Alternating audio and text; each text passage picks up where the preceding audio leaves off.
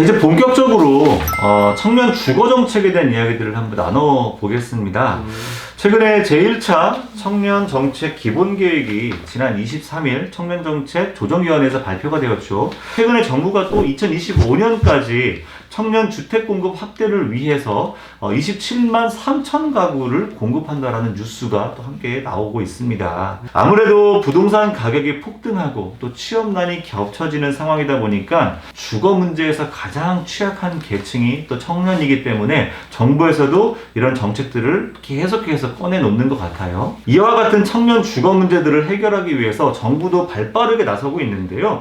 혹시 두 분 청년 주거 지원 정책에 대해서 알고 있는 청년 주택의 종류들을 혹시 알고 계시면 한두 개 좀 소개를 해주면 좋을 것 같은데, 먼저 행복주택에 살고 계신다고 하는 우리 이사야님부터 한번 알고 있는 거 한번 팍팍 말해보세요. 거의 제가 행복주택 홍보보다 나은 것 같아요. 오늘 제 입에서 행복주택 얘기가 많이 나왔는데 LH에서 시행하는 청년, 그리고 신혼부부, 사회초년생, 대학생, 그리고 심지어 저희 행복주택에는 이제 65세 이상의 어르신들도 살 수 있는 저렴한 집에 이제 세를 내고 살 수 있는 그런 임대 방식 중에 하나고요. 저도 거기 살고 있어요. 그래서 요즘에 되게 많이 많아져가지고 가면은 다 청년들이에요. 저희 진짜? 동은 다 청년들이에요. 근데 이게 장단점이 있는 것 같아요. 청년들이 많아서 되게 이렇게 시끄럽기도 하고. 그러니까 술 마시는 걸 좋아하는 친구들이 이제 옆집에서 시끄럽게 하니까. 그럼 이제 문 두드리고 같이 마시죠. 코로나 때문에. 코로나 때문에 안 되고. 그리고 이제 저렴한 임대료는 진짜 큰 장점인데 단점은 자기 집이 아니니까 도덕성이 좀 결여됐다. 두 번째로는 그런 부분 때문에 아직도 집이 한 2년이 넘었는데 동대표가 없어요. 어떻게 그럴 수 있지? 입주자 대표 회의가 구성이 안 돼 있어요. 청년들이 많으니까 그런 관심이 없는 거야. 그 주택은 법상 입주자 대표 회의가 구성이 돼야 되거든요. 아직도 구성이 안 돼 있어서 관리실에서 모든 이제 정책들 혜택들을 다 진행하고 있는데 수용이 잘 안 되죠.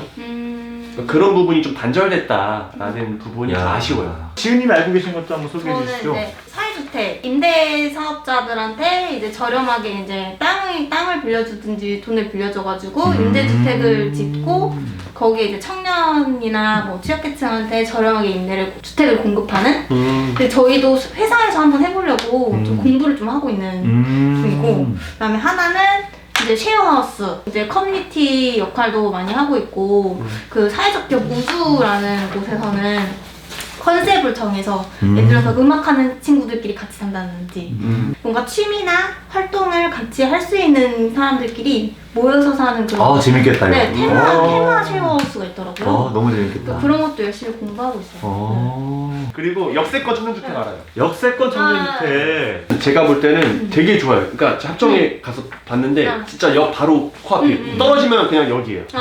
그래서 그 부분은 되게 메리트가 있는데 좀 뜯어서 이제 조사해 보니까 일단은 뭐 보증금도 물론 비쌀 뿐더러 보증금은 사실 감당 가능해요. 그렇죠. 되니까. 근데 월세가 60에서 70만 원 정도 되는 진짜 월세. 내가 알고 있는 금액하고 다르네. 그러니까 그런 거예요. 청년들의 현실을 정말 모르는 정책들이 이런 것 같습니다. 이제 청년들이 뭐 요즘에 최저급여를 받으면 200만 원 버는데 그중 67만 원을 낸다고 생각해 보세요. 그러면은 뭐 130만 원 가지고서 돈을 저축을 하겠습니까? 생활을 하겠습니까? 저는 주거 정책에 대해서도 이렇게 현실을 모르고 정책들이 만들어지면 오히려 청년들의 분노만 살 뿐이다. 네, 좀 이런 미스매치 조심하십시오. 조심할게요, 저도. 알려드리겠습니다. 신중하게 조심하세요. 저는 또 하나 이제 질문 드리고 싶은 게 이런 거예요. 여러분들이 원하는 청년 주거 지원 정책. 이렇게 하면 청년들이 진짜 팍 와닿을 것 같다. 한번 좀 아이디어를 떠올려서 한번 얘기 한번 해보세요. 빅데이터, 뭐 AI 이런 거 있잖아요. 그러니까 사람들 성향을 분석해서 그 사람의 성향에 맞는 집을 추천해 주는 거. 뭐 연봉, 그다음에 성격, 뭐 취미 이런 걸 다 해가지고 컨셉에 맞는 집을 추천해주고, 그러니까 그 친구의 생활 패턴에 맞는 집에 들어갈 수 있게끔 해주는 거지. 정부에서 직접. 오, 충분히 할 수 있을 것 같은데 너무 좋은 아이디어 같아요. 저는 개인적으로 지금 좀 혜택을 누리고 있어서 사실 만족은 하는데 주거 정책들이 되게 관련 부서가 다 다르고 진짜? 기관이 다 다르니까 저만으로도 사실 다 모르는 정책들이 되게 많아요. 그래서 일단은 뭐 제가 정책을 사실 잘 모르니까 그런 부분에 대해서 되게 알기 쉽게 좀 획일화된 그런 청년 주거 약간 플랫폼이 있으면 좋겠어요. 시스템이. 지금 사실 고양시 주거 정책도 제가 잘 모르거든요. 그렇죠. 그치. 네. 위원회인데도. 그래서 그런 부분에 좀 저 청년들이 모르는 청년들이 되게 많을 텐데 엄청 많아요. 그래서 그냥 생돈 내고 사는 친구들이 많을 거예요. 근데 그 청년들도 맞아. 이런 좀 혜택을 알았으면 좋겠다는 생각에 제가 되게 재미있게 봤던 게 프랑스 파리에서 잠깐 이제 제가 어학연수를 할 때 그 알로케아시옹이라고 하는 이 정책이 있어요. 뭐냐면 그 파리가 워낙 또 주거비가 비쌌기도 했지만 거기에 이제 학생들을 위해서 주거비를 정책적으로 지원을 해줍니다. 사실상 거의 전액 지원을 해줬던 것 같아요. 그 당시에. 물론 훨씬 비싼 것도 있어서 일부 차익은 본인이 부담하기도 했지만 그래서 적어도 학습하는 교육하는 기간 동안에는 주거 비용 때문에 그 학습에 이탈하지 않도록 하는 지원 정책들이 있었던 것 같아요. 그래서 그렇게 아예 전폭적으로 부담 자체를 아예 덜어버리는 정책들은 되게 인상 깊게 봤던 것 같고 또 하나는 이겁니다. LH가 부지를 팔지 않은 거예요, 땅을. 땅은 국가가 소유하고요. 그 위에 건물은 민간 건설업체가 해서 분양을 하는 것이죠.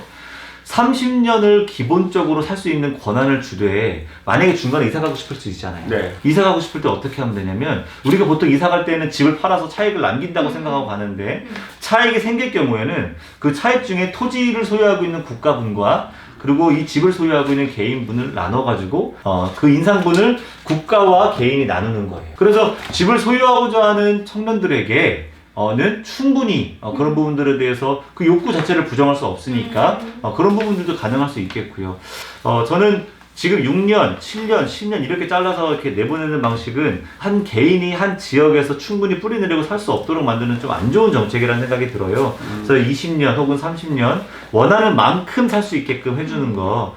아까 전에 우리 지은님이 얘기하셨던 것처럼 뭐 대학생 때는 원룸으로 살 수 있지만 뭐 아이를 낳으면은 뭐 좀 더 큰 집 이렇게 늘려갈 수 있는 그런 또 좋은 정책도 있어야겠지만 가령 30대 이후에 한 집에서 이제 아이를 키우고 싶은데 20년 30년 이상 살 수만 있다면은 그 지역을 떠날 이유가 없으니까 아이 교육 문제나 자기 노후 문제까지 이 공간 안에서 해결할 수 있거든요. 저는 그런 부분들도 충분히 좀 고려해봤으면 좋겠고 특히나 3기 신도시 이제 만들어지잖아요. 네. 전 3기 신도시에 청년들에게 30년 이상의 장기 임대 그리고 엉뚱한 멀리 소외된 곳이 아니라 가장 핫한 플레이스에 그 공간을 마련해주고 그 주변 편의시설을 충분히 이용할 수 있도록 해주는 것 공간 또한 4명 이상의 친구들을 불러서 함께 밥을 먹어도 부족하지 않을 정도의 넉넉한 공간을 만들어주면은 참 좋겠다. 그런 주거 공간을 청년들에게 준다면 저는 청년들이 희망을 가지고 빌려 쓰지만 충분히 내 삶을 멋지게 영위할 수 있을 것 같아요. 마지막으로 좀 나누고 싶은 얘기는 이겁니다. 빌려 쓰는 청년들이 아마도 우리 사회에는 80%가 넘을 거예요. 20% 정도가 집을 소유할 수 있을 거라고 저는 보는데 자꾸 우리가 집을 살 수 있는 정책들을 국가는 자꾸 더 던지고 있거든요. 빌려 쓰는 청년들을 위해서 우리가 정책을 좀 만든다면은 어떤 부분에 좀 더 신경을 써야 될까요? 사실 근데 하늘도 국가의 땅이잖아요. 하늘에 주인 없잖아요. 없죠. 땅도 주인이 없어야 돼요. 없어요. 바다도 주인이 없잖아요. 바다니까 영해라는 건 있지만 그렇죠. 네.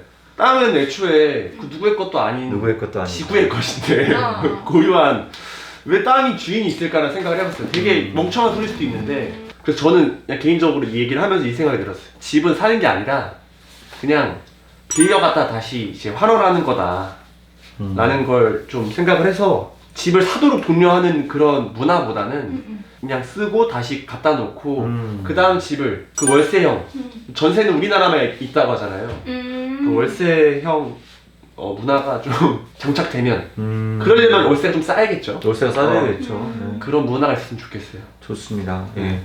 땅은 또 땅도 하늘도 또 집도 내 것이 아니다라는 개념을 가지고서 빌려 쓰는 사람들을 위한 정책들을 잘 만들었으면 좋겠다라는 거 좋은 것 같아요. 지은님 생각 한번 얘기해 주세요. 자기가 버는 소득분으로 이렇게 커트라인을 정하잖아요.